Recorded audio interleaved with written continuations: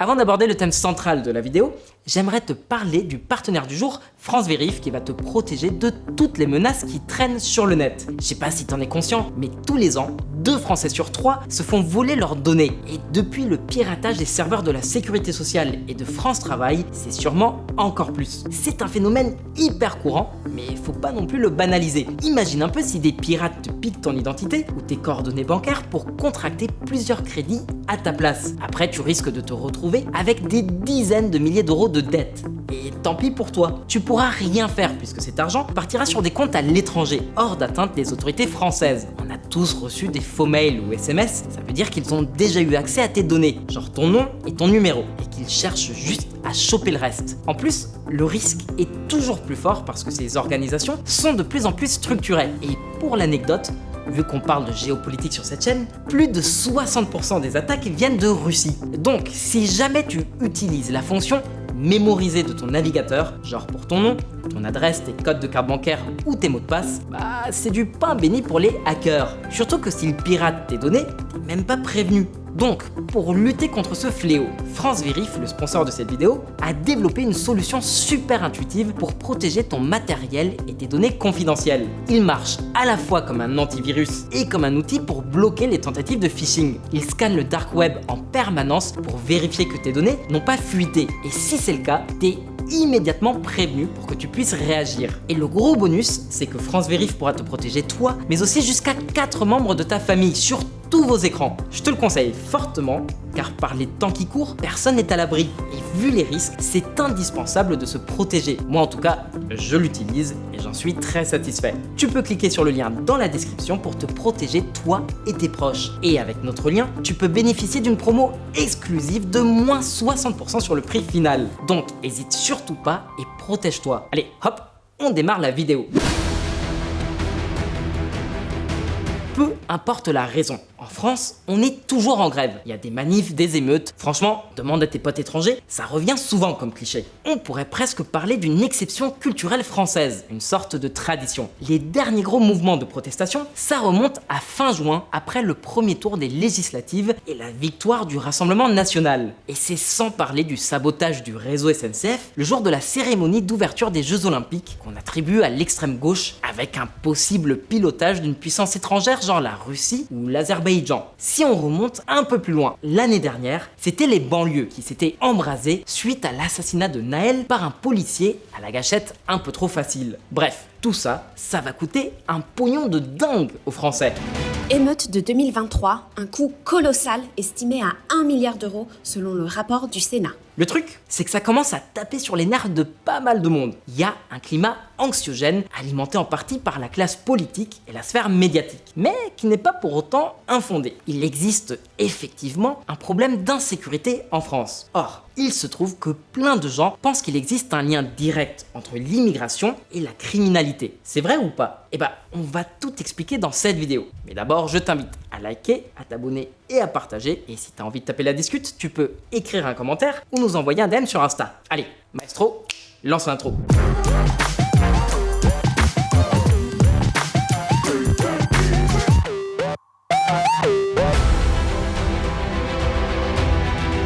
La montée en puissance de l'extrême droite n'est pas une cause, mais un symptôme d'un certain malaise dans la société française. À un moment, le barrage républicain, il va plus tenir. Et le RN finira bien par accéder au pouvoir. D'accord, le parti de Marine Le Pen et de Jordan Bardella a fini par se planter. Mais c'est plutôt dû à la mobilisation de l'électorat centriste et de gauche qu'à un essoufflement des électeurs RN. Plus de 10 millions de Français ont voté pour le parti d'extrême droite. Et non, je réfute l'hypothèse que ce sont tous des fachos xénophobes. Le RN est la première force politique du pays. Et les gesticulations du nouveau Front populaire, incapable de s'entendre sur un candidat au poste de Premier ministre, ne font que renforcer cette domination. Et contrairement à ce que l'on croit, c'est pas un phénomène nouveau. Le RN était déjà l'une des premières forces politiques du pays en 2022. En à peine 2 ans, le parti de Marine Le Pen a triplé. Il est passé de plus de 3 500 000 électeurs à plus de 10 millions. Donc, ceux qui parlent d'une défaite du RN, faut revoir votre copie. Alors, comment expliquer cette progression fulgurante? Pourquoi tant de Français adhèrent au projet politique du clan Le Pen?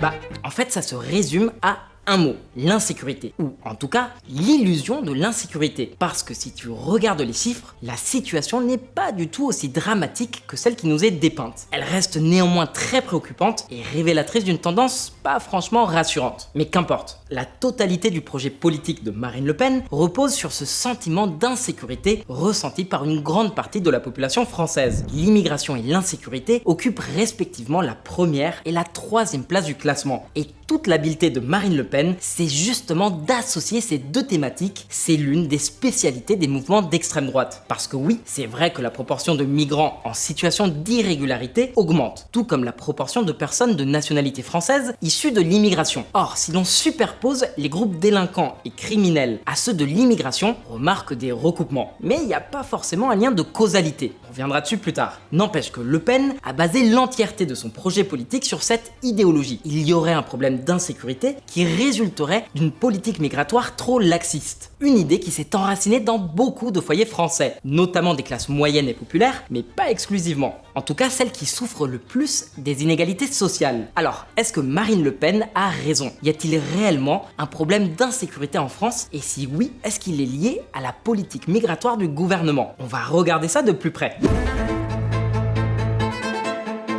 Le grand tabou.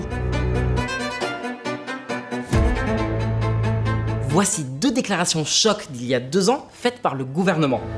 À Paris, la moitié au moins des faits de délinquance viennent d'étrangers. Emmanuel Macron. Darmanin révèle que 55% des délinquants interpellés à Marseille sont étrangers. Bon, qu'en est-il réellement? Je te préviens, c'est pas évident, ne serait-ce que parce que les statistiques ethniques et raciales sont interdites en France. La question identitaire enflamme la société française.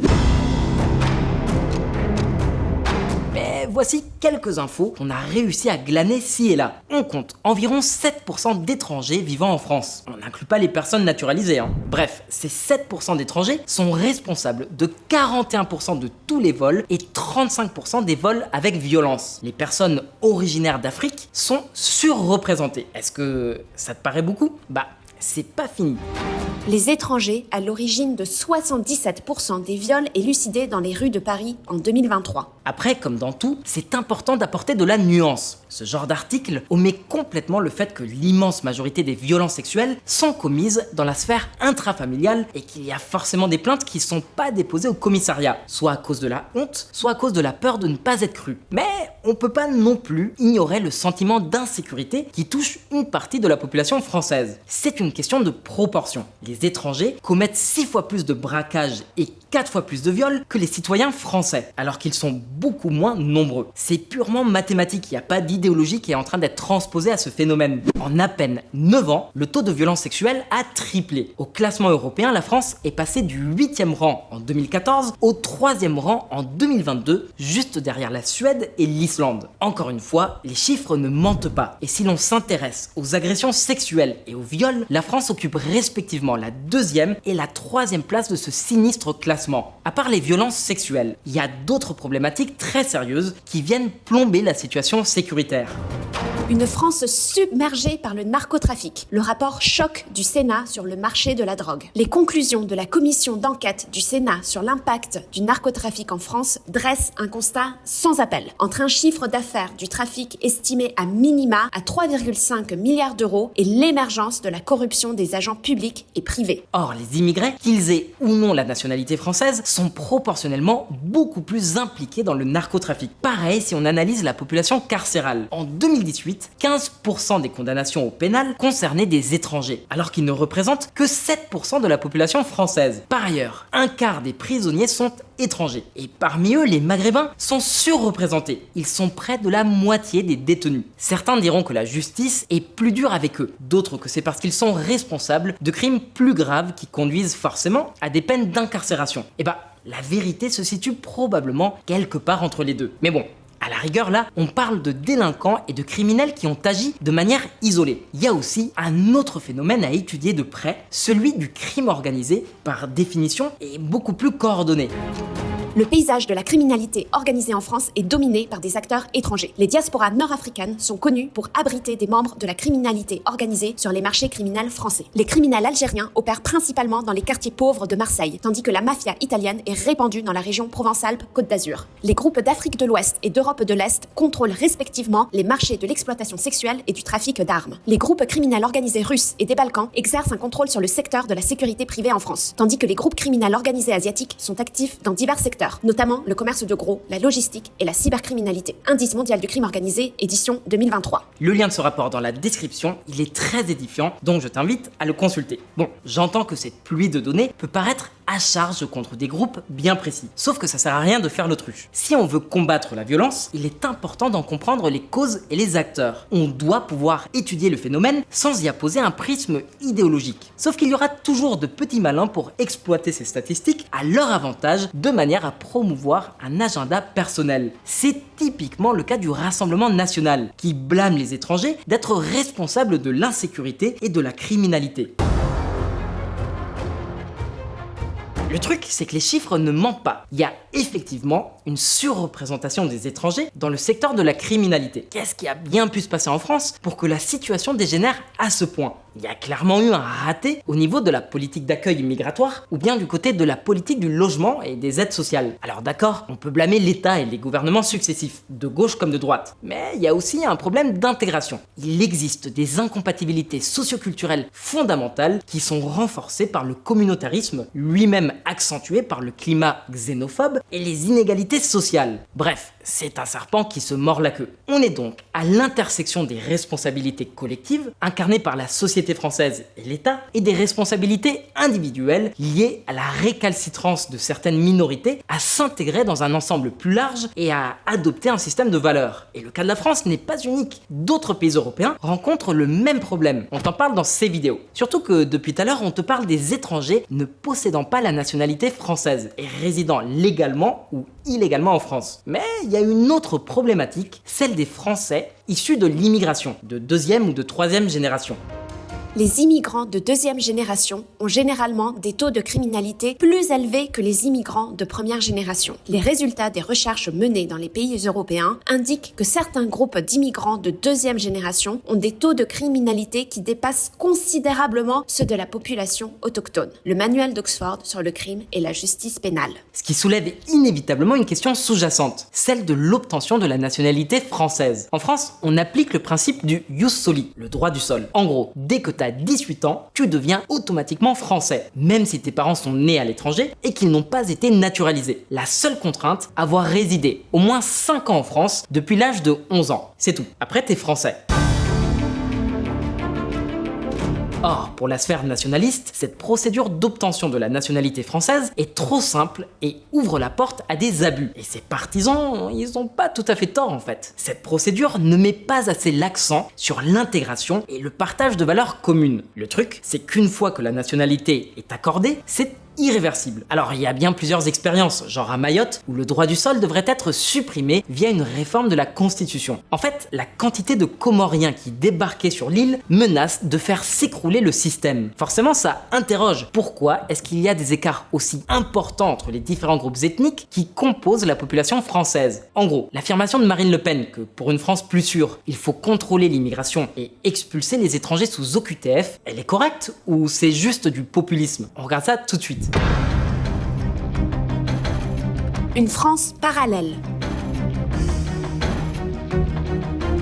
Les incidents sécuritaires en France connaissent une hausse, ou en tout cas c'est l'impression que nous donnent les médias et certains responsables politiques. Le coupable idéal, comme d'hab, ce sont les banlieues. L'exclusion sociale dans son expression la plus pure. Les ghettos de la République où vivent les marginalisés, parmi lesquels bon nombre d'immigrés. Mais en même temps, il n'y a pas que les autorités françaises qui se sont pris un mur. Les autorités danoises et suédoises aussi. Sauf qu'ils ont décidé de s'attaquer frontalement au problème. Par exemple, Mette Frederiksen, la première ministre du Danemark, a lancé lancé un plan massif de relogement qui consiste à expulser des familles migrantes vers d'autres quartiers ou villes pour détruire leurs logements sociaux et construire à la place des tours résidentielles de standing. L'objectif, accueillir dans ces quartiers des populations dites occidentales, faire baisser le taux de non-occidentaux de 50 à 30%. Et pourtant, le gouvernement danois actuel est sociodémocrate. Mais c'est bien cette méthode qu'ils ont choisie pour lutter contre ce qu'ils appellent une société parallèle. Mais pour l'heure, la Cour de justice de l'Union européenne a été saisie pour statuer sur le projet de loi du gouvernement danois. Le modèle français, lui, était radicalement différent.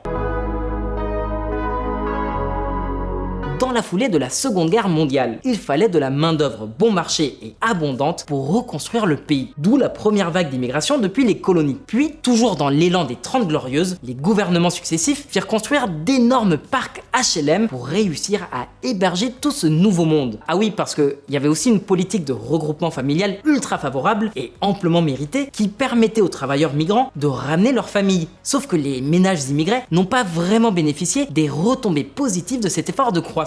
Ils sont restés marginalisés et confrontés au racisme ordinaire et aux violences policières. Surtout qu'entre-temps, il y a tout un contexte décolonial qui s'est installé, qui a été plus ou moins bien vécu par une partie de la population française, nostalgique de la grandeur de l'empire colonial français. Et c'est sans parler du déchirement lié à la guerre d'indépendance algérienne. Bref, les premières générations d'immigrés en France ont eu une vie franchement pas facile. Sauf que depuis, l'eau elle a coulé sous les ponts en fait. La jeunesse des banlieues est déracinée, confrontée à une problématique identitaire et au rejet. Les quartiers populaires et périphériques n'ont pas connu le même développement économique que les autres espaces urbains. Après, les politiques publiques ont aussi délaissé les campagnes et les bassins industriels, et c'est pas pour autant que la délinquance a pris le pas parmi les enfants d'ouvriers et d'agriculteurs. Il y a d'autres vices comme le taux de suicide, le taux d'alcoolisme et de violence conjugale. Mais la problématique et la réponse des autorités ne sont pas les mêmes. Mitterrand avait lancé les zones d'éducation prioritaire en 1981. Chirac, lui, a créé en 1996 pas moins de 751 zones urbaines sensibles. Celles-ci étaient considérées comme les plus à risque et devaient bénéficier de programmes de subvention pour encourager l'éclosion d'une économie plus forte à l'échelle locale. Rien lui en a pris. Le problème, c'est que toutes ces mesures sont arrivées trop tard. Quand t'agglutines des centaines de milliers de gens avec des revenus très faibles et avec peu d'espoir pour l'avenir, ça crée des tensions intrinsèques et du ressentiment vis-à-vis des autorités. Et si en plus, ils sont issus de l'immigration et ne partagent donc pas les mêmes codes culturels ou le même système de valeurs que le reste de la société, alors le mélange devient explosif. On assiste à la naissance du communautarisme qui, par définition, consiste à opposer le nous versus les autres. Bref, avant que les zones urbaines sensibles disparaissent en 2015 pour laisser place aux quartiers prioritaires de la politique de la ville mise en place par François Hollande, on estime que 7% de la population française, soit 4,5 millions de Français, habitaient dans ces ZUS. Or, ces ZUS abritent plus de 30% de toute la population d'origine maghrébine du pays. Elles comptent aussi 3 fois plus d'Africains que le reste du territoire français. En revanche, est-ce que tu peux deviner ce qu'on ne trouve pas dans ces endroits ? Des emplois. Et ouais, seul un tiers des habitants ont un emploi stable. Et le chômage, lui, culmine à environ 40% de la population active. Ces quartiers ont beau être desservis par les voies rapides et le train, ils sont quand même isolés géographiquement. Pas évident de s'intégrer dans ces conditions. Du coup, on va regarder ce qui se passe au Danemark, où les autorités ont décidé de rebâtir ces quartiers, mais en repartant sur des bases saines, en favorisant le brassage social et culturel. Et qu'importe si pour atteindre cet objectif, il faut procéder à des expulsions forcées. C'est pour le bien-être général. On pourrait s'en inspirer en France, non ? À la place, on investit dans l'amélioration esthétique des bâtiments et de l'espace public. Encore une fois, l'effort est louable. On ne règle pas une crise sociale en installant des bancs et en plantant des arbres. Ça ne résoudra pas le sentiment de marginalisation et de rejet qui aspire dans le néant les aspirations des jeunes de nos quartiers populaires. Le dernier exemple en date remonte à 2014 avec un plan de modernisation de 12 milliards d'euros à étaler jusqu'en 2030 qui prévoit notamment d'agrandir les trottoirs, de transformer des parkings en jardins publics et tout un tas d'autres mesures de cette nature. En plus, il y avait une composante protection de l'environnement et lutte contre le réchauffement climatique. Bref, une jolie enveloppe marketing. Les projets jusqu'à présent vont de la modernisation de son parc de logements vieillissants à la création d'espaces verts et d'un centre de découverte de la nature, avec des cerfs, des chèvres, un âne et un lama, destiné à enseigner aux enfants l'écologie et l'agriculture. La France s'est engagée à investir 12 milliards d'euros dans ce projet de rénovation urbaine entre 2014 et 2030. C'est bête parce que de temps en temps, il y a quand même des propositions intéressantes comme celle qui vient, mais qui malheureusement n'ont pas d'écho. 18 mai 2018, banlieue, Macron enterre le rapport Borloo. C'est dommage de l'avoir mise au placard parce que franchement, ça aurait pu marcher. C'est probablement l'une des plus grandes fautes du premier quinquennat de Macron et qui aurait pu permettre d'éviter les émeutes post-Naël de l'année dernière. On ne réglera pas la question de la délinquance et de la criminalité avec des mesures cosmétiques. Il faut miser sur l'éducation et la lutte contre le chômage. En attendant, ces quartiers sont de plus en plus marginalisés. Et tu sais qui y voit une opportunité ? Exact, le crime organisé qui se frotte les mains devant tant de misère sociale. C'est typiquement ce qui s'est passé en Suède, le pays qui a connu en 2022 pas moins de 391 fusillades, dont 80% étaient liées à des bandes criminelles. Pour l'heure, les banlieues françaises ne sont pas encore à ce point de dangerosité. Mais si on ne réagit pas rapidement, ça pourrait bien empirer au point même de dépasser la Suède. Les jeunes clandestins, petits soldats jetables du trafic de drogue dans les grandes villes de France. Une nouvelle main-d'œuvre est apparue sur les points de deal. Après les jeunes locaux, puis ceux venus de toute la France. Des migrants en situation irrégulière, encore plus facilement exploitables par les réseaux. Des profils qu'on retrouve désormais parmi les morts du narcotrafic. Forcément, vu les lourdeurs administratives qui interdisent aux migrants de travailler, mais aussi du fait de leur manque de formation pour les emplois qualifiés, les migrants n'ont souvent pas le choix. Pour gagner leur vie, beaucoup d'entre eux s'adonnent à la petite délinquance.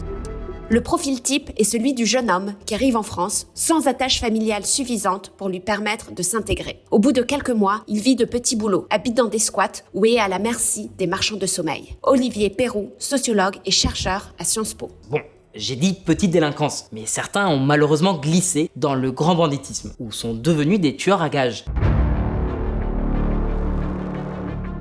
Bref, si la vague de violence qu'on connaissait jusqu'à présent te paraissait encore sous contrôle, l'avenir est plus incertain. On pense que la violence pourrait encore décupler dans les quartiers les plus défavorisés. Et ça se voit déjà à Marseille, où les deux gangs, la DZ Mafia et le clan Yoda, se sont déclarés la guerre. 2 morts et 3 blessés dans une fusillade à Marseille.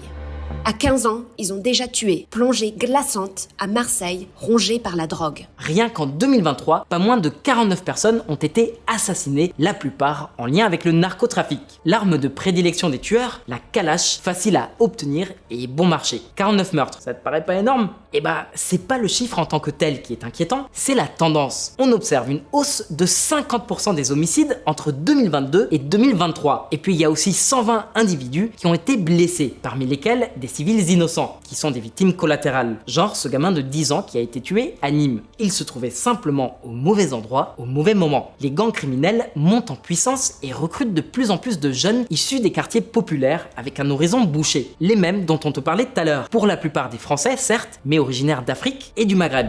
Trafic de drogue, le chef présumé du gang marseillais Yoda, interpellé au Maroc. Le mec en question, il est franco-marocain. Et tu sais de quelle appartenance se revendique le principal gang adverse, la DZ Mafia ? Pense-y. Qui c'est qui ne s'entend pas du tout avec les Marocains ? Et ouais, le DZ, c'est pour Zahir, Algérie en arabe. Son chef ? Mehdi Abdelatif Laribi, alias Tic. Après, il y avait des bandes criminelles bien avant qu'il y ait des immigrés algériens et marocains en France. Et c'est comme le terrorisme, il n'y a pas que les islamistes qui le pratiquent. Il y a eu les Apaches, les Rital, l'OS, l'ETA, etc., etc., etc. Il se trouve qu'aujourd'hui, ce sont effectivement les personnes issues de l'immigration qui sont désignées comme les principaux responsables de cette vague de violence. Mais faut pas se tromper sur les causes pour autant. C'est pas une question de génétique ou de culture, mais plutôt une question de manque d'opportunité, de ressentiment. Le rejet fait mal. Et ceux qui ne l'ont pas vécu ne peuvent pas comprendre.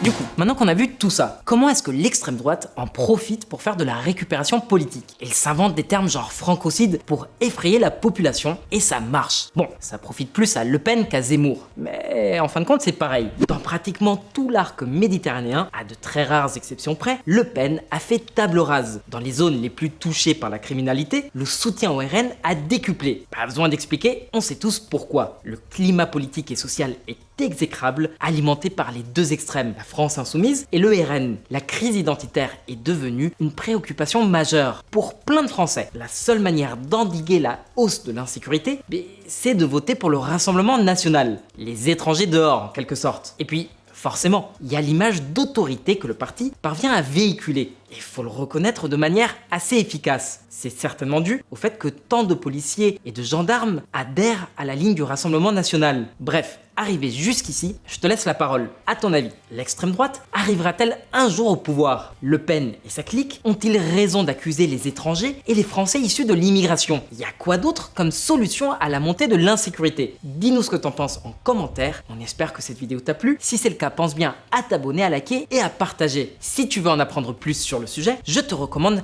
cette vidéo qui explique très bien pourquoi on s'est planté, contrairement au modèle autrichien qui lui est un modèle de réussite. Avant de se dire au revoir, j'aimerais remercier une nouvelle fois notre sponsor France Vérif. C'est ta sécurité sur internet qui est en jeu. Rappelle-toi que tu peux bénéficier d'une réduction exclusive de moins 60% sur le prix final en cliquant sur le lien dans la description. Allez, merci d'être resté jusqu'au bout et à bientôt.